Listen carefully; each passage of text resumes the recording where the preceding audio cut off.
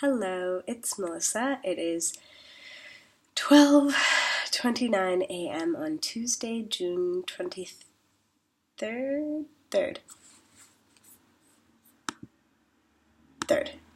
June 23rd. And I'm finally in my bed, as you can see, with my new Twitter shirt. And I'm just going to recount the palace experience because it's fresh in my mind, and I think this would be a good time to share it. So we drove through the main area where all the British flags are on both sides, and there's all the trees and the greenery and the parks, and I guess normally coach buses aren't supposed to go down there, so when we pulled up to the gates were already open, but they had like that bar coming out of the ground, much like they did at number 10, to prevent you from going any further, even if you tried to drive through. And crowds are kind of like taking pictures of the bus and like, oh, like what's going on here? And like looking. It was kind of funny. And one of the police officers came on the bus to verify that we were who we said we were. So they looked at all our passports and double checked everything.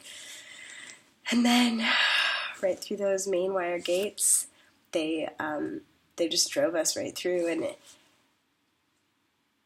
it was just crazy. We're just driving through now, and we went through the first set of gates, and then we went through the second set of gates, which were even more ornate and more built into the first, I guess, part of the building.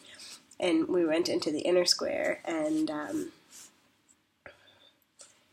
it was just something else. As you're getting off the coach, you just see the coach bus. Sorry, picking up all these British words. They already had like media cameras in your faces, which was crazy, but you could just see the immensity and the enormity of the building, especially compared to like a large coach bus. It was completely dwarfed. It was sad, even just from like the entryway, like what you consider a foyer with an awning. And they just had us walking in, and you go up and it's all red carpeted and gold everywhere, beautifully ornate. We first walk in up the stairs, and you went straight to the left, and there was an a cappella group singing, obviously, and the song that actually they were singing when I was coming in was "Happy" by Pharrell, which is kind of nice, but it was just that much more emotional, I think, to have the music, and I did get a little teary, but I'm good, and I didn't, like, I mean, I guess I kind of cried, but I didn't really cry. It was just kind of like teary. But it was just so beautiful. Like, if you think of the Ontario legislature, the door sizes there, these ones were bigger. Like, they were way bigger and way taller. And so we walked through, and so you go through the main doors and then to the left, and the singers are singing on this little like balcony above you, so you walk and you can like hear them above you, and then you look back and there they are in the little balcony with all the like wire and the gold ornate detail everywhere, and lots of mirrors. Oh, and when we were walking through sorry, I have a very sore throat. Once we got through the passageway with the singers at the balcony, they had these like super, super long couches, like I can't even begin to iterate how long these couches were, but I know that they were definitely longer than the longest wall in my condo. It would not fit. Like, it was so long. Like, absolutely. Pardon me.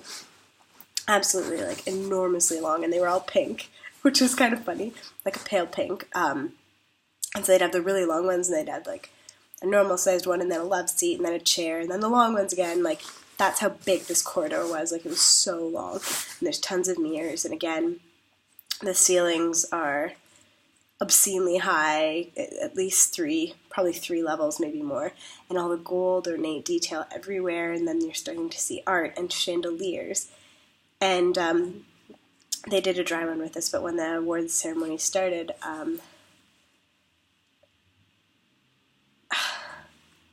you're just sitting in the back, and they had an organ playing, I think an organ, or at least a piano. Yeah, no, it was probably just a piano. And then a cello, I think, and a violin. I think I saw a cello, and I definitely heard a violin. And they played Hoffman's Belle Nuit, which I've actually sung at one point. I think that was the second song. that they played, and you're just sitting there in this enormous room, and it's kind of, if you picture like a high school gym with the bleachers on the side, except these weren't exactly like wooden bleachers or like metal bleachers that you pull out. They were like these cushioned red, like massive red bleachers, if you will, going up the sides, on both sides, and in the back, where the organ was, and big chandeliers, like big, floor to ceiling. I don't think it would fit in my house or my condo or anything. Like huge chandeliers, and mirrors, and all the doors are French doors. There's no single door. All the doors are French doors. They come in twos, all of them, so they open together. And they were gradually going up. Like, they were going through the ceremony and just trying to do highlights, and they had us go up, and then we'd walk and stand in front of the soldier while the person in front of us was getting their award, and then they go, Melissa Kirchenekis from Canada, and then you walk about 5 feet from the soldier, you turn and face and you're sideways to the crowd. Or sorry, I guess I should start from this. So when the person before me was getting theirs and I was about to walk out, David Beckham was there, just, casual. When we were in the back, I had accidentally walked back in the room. When he didn't, I just turned to my side and I was like, David Beckham, oh, hey. He's just like, bye. Super nice guy. We ended up chatting with him because he walked around and shook all of our hands, and yeah, really, really nice. I really need to know what he does with his skin because it's fantastic. Like, seriously, I have no idea how his skin is so nice. But, like, actually, really nice skin. Anyway, nice guy. So and it was funny because when we were chatting in the back room, he had been like, oh, I have to give a speech. I don't know, it's not really my thing. And I'm just like, well, just speak slowly and make eye contact. That's what Barry Kuntz taught us in Studio Y. So I was like, that's what my speech coach said, because he wouldn't know who Barry Kuntz is, but great man. So I was just like, yeah, just, and he's like, all right. And then so when I was coming out, and the person in front of me was getting their award, I was about to walk up to the soldier. I just kind of like looked out, and like there's just David Beckham looking at me, and I just like, give him a smile, like, hello. So you walk up to the soldier, and then they say, Melissa Kirchenekis from Canada. And I tried to have really good posture through this whole thing. So when they say your name, you walk 5 feet forward, so you're completely in line with the queen, because she's dead center. And you've come all the way to dead center. You turn to face her, and like a curtsy bow thing.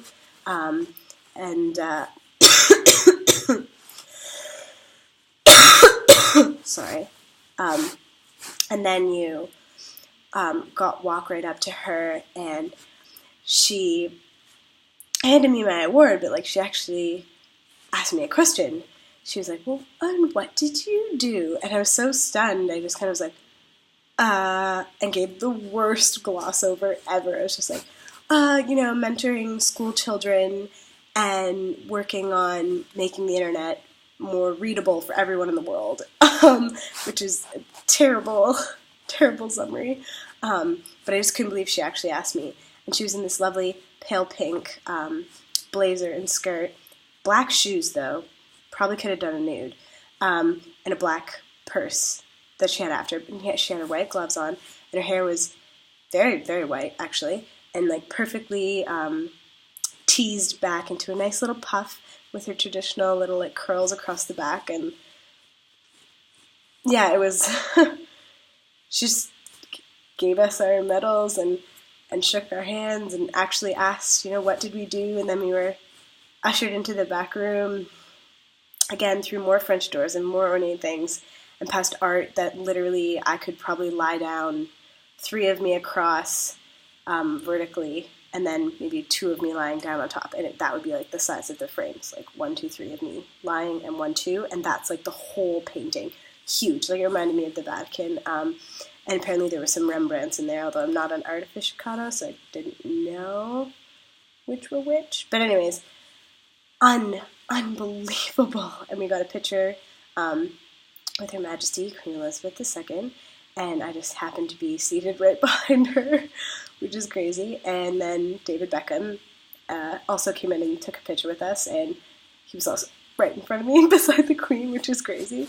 Oh, and we had a message from Angelina Jolie, like crazy, talking about young leaders and the importance of that, and she just had a message in the ceremony, which was crazy. And then after, we were ushered into another room, or no, before we went to the other room, we had to wait, because the Queen goes into that room first.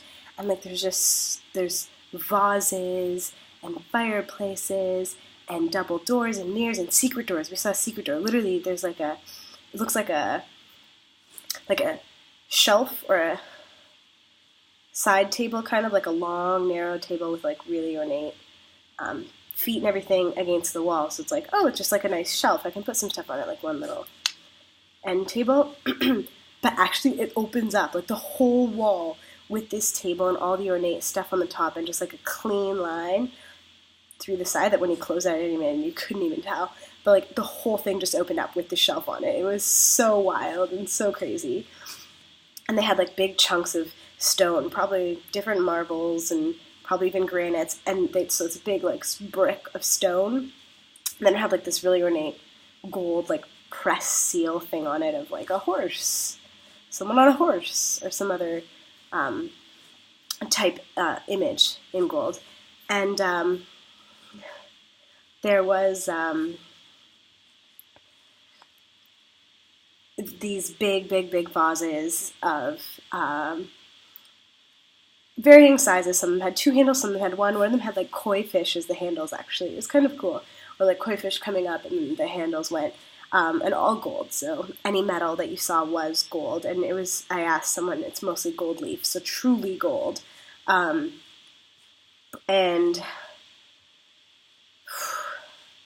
yeah, and then we were ushered into the second room.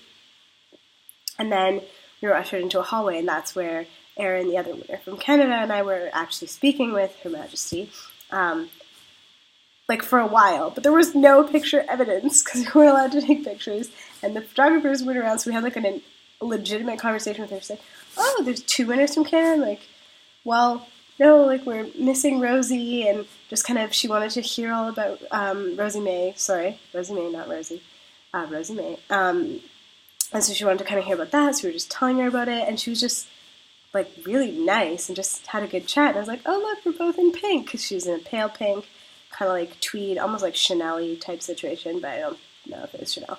And she had a brooch on the top part, actually. And I was in darker pink. And she was just like nice. And she had her white gloves on the whole time. And when she walked through the palace, she carried a little purse, which was black to match her shoes, which were sensibly heighted and had a strong heel. But the dark black with the pale pink, it just wasn't working for me. But she looked lovely, don't get me wrong. Yeah, even without heels, I'd probably be like this much taller than her without heels. With heels, it's more substantial. But yeah, she's just a lovely little woman, really nice, took an interest in us for sure. And yeah, Buckingham Palace, and they came around, they gave us food, and we talked to all these people, and champagne. They had these huge bottles of champagne, like barely my head. And they're walking around, they're like, oh, have more champagne. Oh, have more champagne. Just topping up your glass all the time, and like little appetizers. I didn't even get to try a truffle because I was being ushered out for like interviews, but I got to have a macaroon. Oh my word. Next level. Macaroons in Buckingham Palace. Next level. The whole experience was just unbelievable. Unbelievable. And I mean, we leave Buckingham Palace and we go to St. James Palace, and we're walking through rooms that have swords and rifles all across all the walls, and another room that has tapestries all over the whole walls, which I found out after is one of the oldest artifacts that we have. I guess that the Brits have. All over the walls in the room, like amazing, and a beautiful wood, dark wood table in one of the rooms, and then we go into the area where we're having our reception, and it's just wow. like, we had a video message from Angelina Jolie, shook hands and chatted with David Beckham, met the Queen, shook hands and chatted with her, ate food at St. James Palace, ate food at Buckingham Palace, drank champagne at Buckingham Palace. Oh, and they had, I'm pretty sure they're harpsichords. They did have pianos, but I'm pretty sure some of them were actually harpsichords because I don't think they were pianos everywhere. Like almost every room had them. And there's lots of chandeliers. So actually we passed through a few different rooms. And yeah, a lot of the rooms had pianos or harpsichords. I think the harpsichords were more the ones, I think they were harpsichords, but they were like painted scenes all over them. And there's the green room, so it's more of a green theme. There's the white room, it's more of a white theme, and it's just like, it was really neat to see how all the detail and colors kind of work together. But that's me recounting as best as I can what happened today.